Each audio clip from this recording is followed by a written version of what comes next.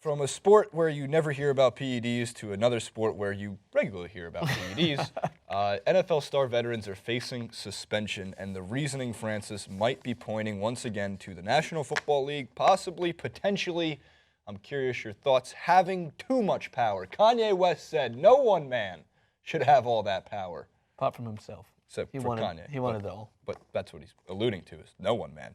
USA Today's article where they received a letter from Adolfo Birch, who is from the NFL Players, or telling the NFL Players Association on Monday that 4 NFL veterans, star players, checked to make sure you had 4. I thought you had 3 there. I was like, wait, what? I want to make sure.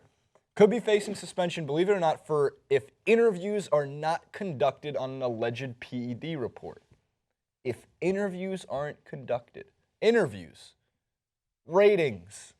Pittsburgh Steelers linebacker James Harrison, Green Bay Packers linebackers Clay Matthews and Julius Peppers, and free agent linebacker Mike Neal will be suspended beginning August 26 if they haven't cooperated.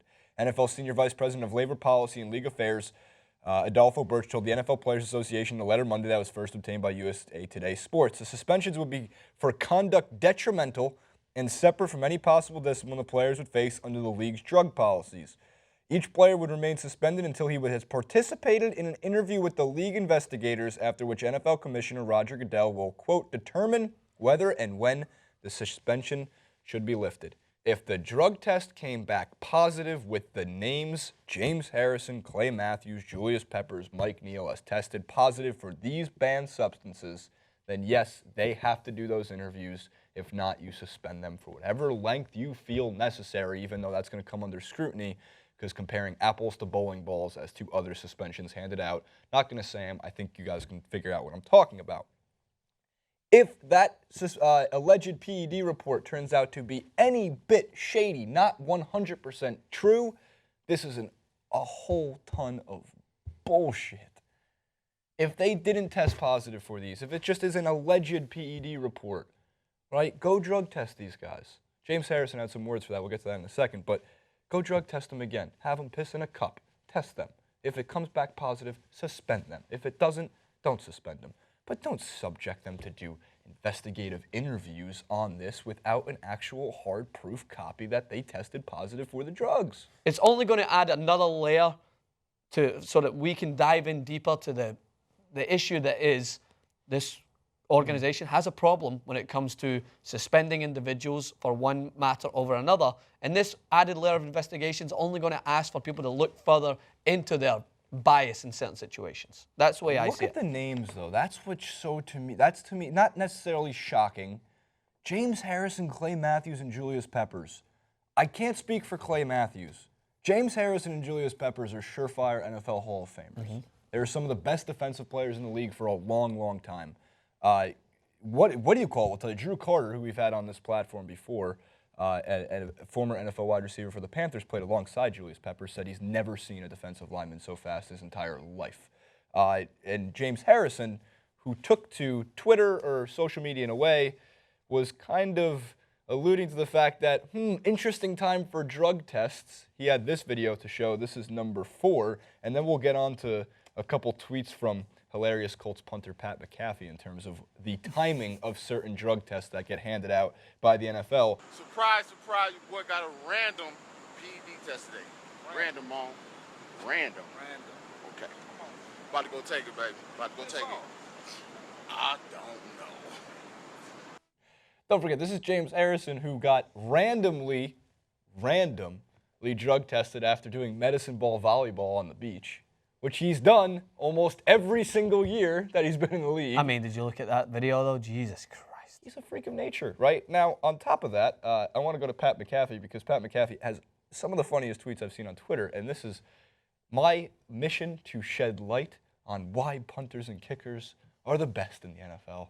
Guys, he had a 67-yard punt in a game on August 15th. 2016, and he gets a random piss test. You have been randomly selected by the NFL drug testing program medical advisor to complete a urine doping test today. Please report ASAP, because he booted a 67-yard punt. And then the next one I thought was even funnier, which is in relation to 420. When you tweet fire on 420, can't make this up, 4/21/2016, you have been randomly selected by the NFL. drug testing program. Medical advisor to complete a urine doping test today, which is amazing to me. And lastly, his best tweet by far. Every time I get selected for the random steroid test, I want to take my shirt off and say, quote, just look, upper body of an adolescent. Hashtag legs like Zeus.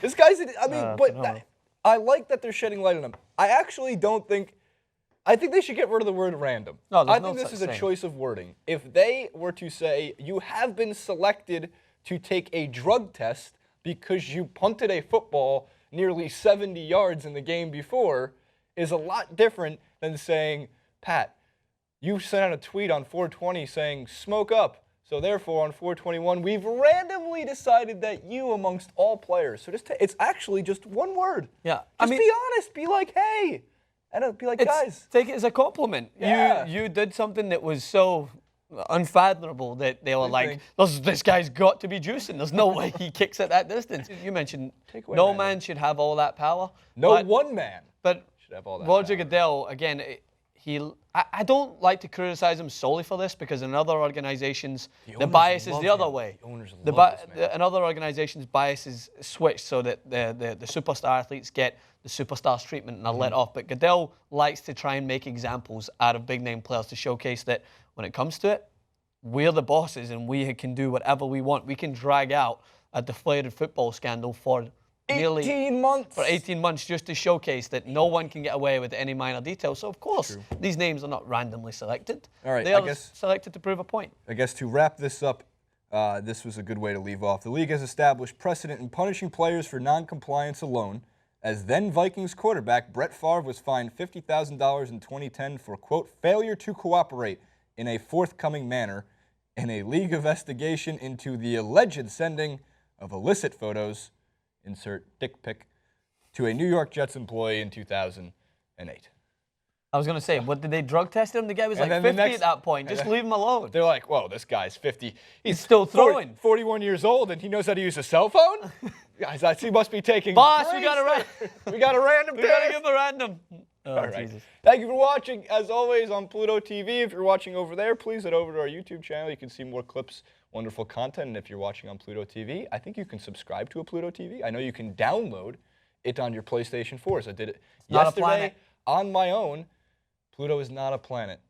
Pluto should be a planet, though. At Francis_Maxwell on Twitter, at Francis Maxwell host on Instagram, Jason Ruber 91 for both.